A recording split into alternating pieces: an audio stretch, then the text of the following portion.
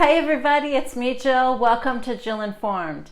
This is a recap of Survivor Season 35, Episode 7, Get to Gettin. Well, everybody gathers for what they think is a reward challenge, but no, drop your buffs. That's right, the merge is here. This time the feast is being sponsored by Outback Steakhouse. Jeff goes into a really long infomercial about Outback Steakhouse.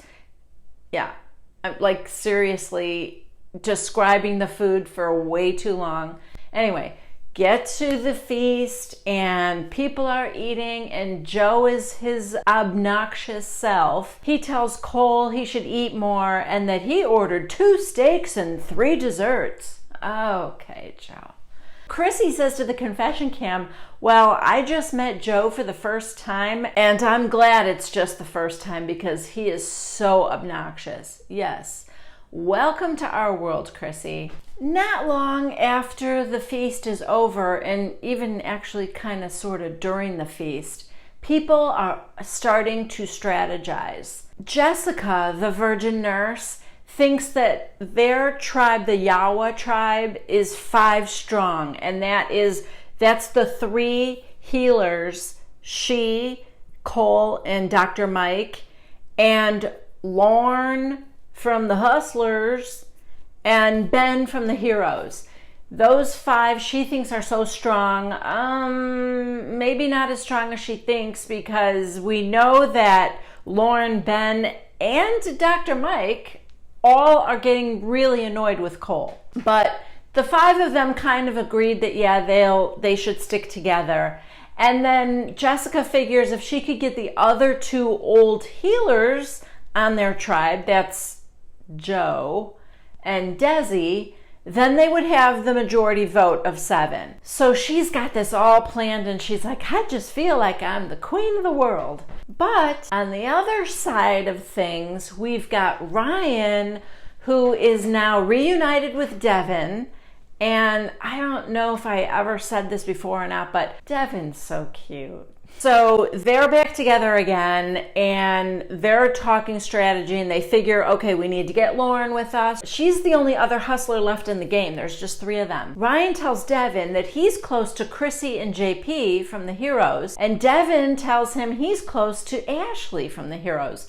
So they get this idea in their head that all they need to do is have the Hustlers and Heroes band together to start getting rid of the healers. So Devin goes to talk to Lauren and he tells her the plan, but Lauren goes back to camp and spills the beans to Dr. Mike because apparently Lauren is all in on the Yawa tribe. She likes that idea of the 5 of them. I guess she feels she can deal with Cole and that there are bigger fish to get out first. So she's kind of all in, and then the only one they're questioning is Ben. Next, they have the first individual immunity challenge, and Desi ends up winning that. Back at camp, Cole now knows that he's been kind of annoying Ben with his eating habits.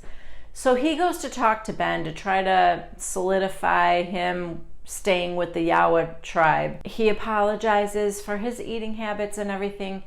And Ben's like, yeah, okay, I appreciate it. And he said, it's just also in like when you go fish and you bring back a fish and you just eat it yourself. And Cole's like, oh man, I don't even think about it. And Ben's kind of like, well, yeah, that's the point. And Cole, by the way, is far less annoying than Joe. Cole's just like a big stupid puppy that doesn't know any better.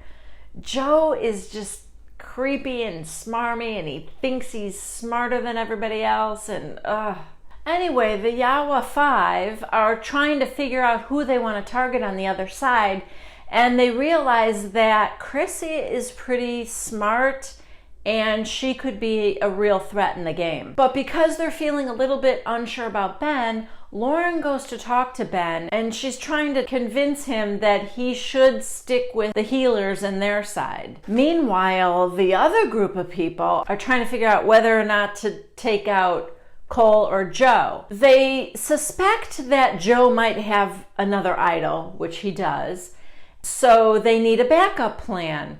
And somebody said, okay, well then Cole is the backup plan. But Chrissy, oh man, she is smart.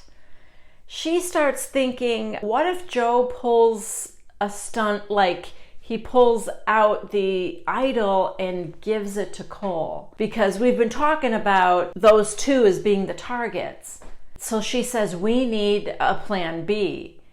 And she's thinking Jessica, the virgin nurse. And she's right, because Jessica really is kind of the brains of that Yawa healer tribe over on the other side. It's time for tribal council, and it was a pretty exciting one. A lot of talk back and forth. Who do you trust? Who don't you trust? And then Joe pulls out his idol and puts it around his neck. Like there. So bam, yeah, deuces. Okay, oh my God, he just gives me the heebie-jeebies. I cannot stand him. So it's time to vote. And for the first time, I don't have a good sense of who's going to go home. Up until now, we've been led to believe that it's going to be Chrissy on the one side and maybe Jessica on the other. Or Cole. We don't know, but I'm thinking there's probably going to be a wrench thrown in the plans here. I just didn't know what was going to happen. So as Jeff is reading the votes, it's Chrissy, Jessica, Chrissy, Jessica. And believe it or not, Jessica, the virgin nurse, is going home. Wow. So somehow Ben or somebody convinced Lauren to put Jessica's name down. I did not think Lauren was going to go against that side. And so either Ben talked her into it or Chrissy worked her voodoo magic on her. You know, if you would have told me on day one that the most dangerous player in this game was going to be the older lady, Chrissy, I never would have believed you. But here we are. That's it for me. Thank you so much for watching.